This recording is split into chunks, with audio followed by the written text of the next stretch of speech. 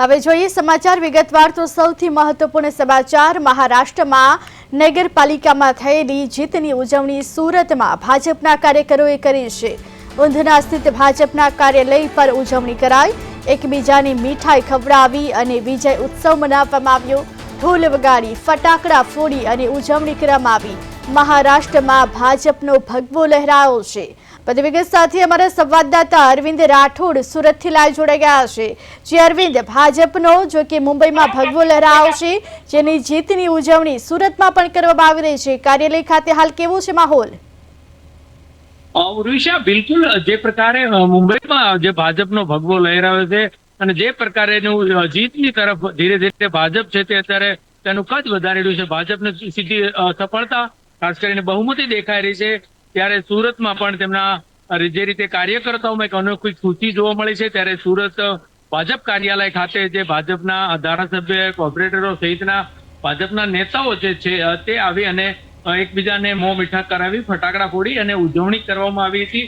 એટલે કહી શકાય કે મુંબઈમાં જે પ્રકારે ભાજપનો દબદબો ધીરે ધીરે વધી રહ્યો છે અને તેમાં હવે અત્યારે જે પ્રકારના રિઝલ્ટ આવી રહ્યા છે, જે પ્રકારના પરિણામ આવી રહ્યા છે, તેમાં સતત ભાજપ છે તે આગળ વધતું નજરે પડી રહ્યું છે। એટલે ક્યાંક ને ક્યાંક જોવા જાય ઓલ ઓવર કુલ મળી તો ભાજપ અને જે રીતનું ગઠબંધન જે ચીંધેનું છે તેને લઈને જે પ્રકારના પરિણામ આવી રહ્યા છે તે ખૂબ ભાજપ તરફી પરિણામ આવી રહ્યા છે। એટલે સ્વાભાવિક છે ભાજપના કાર્યકર્તાઓમાં જે પ્રકારે ઉત્સાહ છે, ત્યારે સુરતમાં એક અનોખો ઉત્સાહ અને ખાસ કરીને જે રીતની જીત તરફ જ્યારે ભાજપ આગળ વધી રહ્યું હોય ત્યારે તેની ખુશીની જે વહેંચણી છે, ખુશી એકબીજા સાથે વ્યક્ત કરી અને એકબીજાના મોં મીઠા કરાવીને આ ઉજવણી છે તે ભાજપ કાર્યાલય ખાતે થઈ હતી। તેમાં મોટી સંખ્યામાં ભાજપના મહિલા નેતાઓ સહિતના ધારાસભ્ય અને કોર્પોરેટર શ્રીઓ સહિતના લોકો છે તે આ ઉજવણીમાં જોડાયા હતા અને ધામધૂમથી ઉજવણીને ખાસ કરીને ભાજપની જે જીત છે તે પ્રચંડ જીત મહારાષ્ટ્ર માટે ગણાવી રહ્યા છે।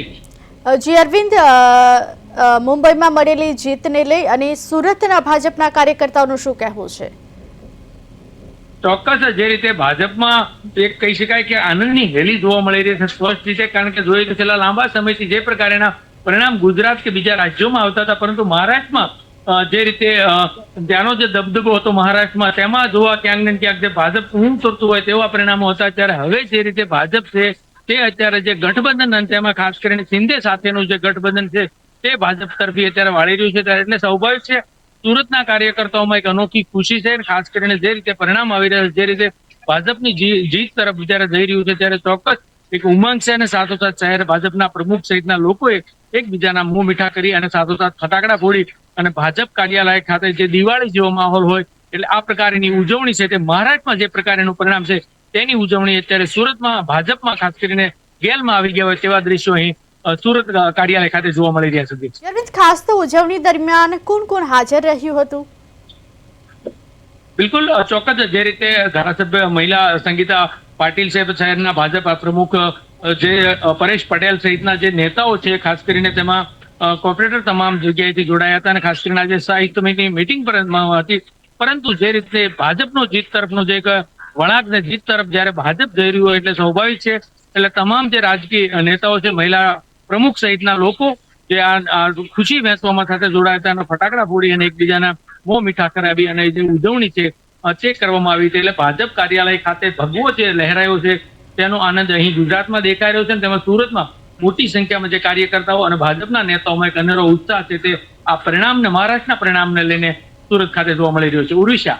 જી અરવિંદ, સમગ્ર માહિતી આપવા બદલ આપનો આભાર। મહારાષ્ટ્રમાં મળેલી જીતની ખુશી ગુજરાતના સુરતમાં ભાજપના કાર્યકર્તાઓ દ્વારા જો કે એકબીજાના મોં મીઠા કરાવી અને જીતની ઉજવણી કરવામાં આવી છે। ફટાકડા ફોડી, આતશબાજી કરી કાર્યકર્તાઓએ જીતની ઉજવણી કરી છે।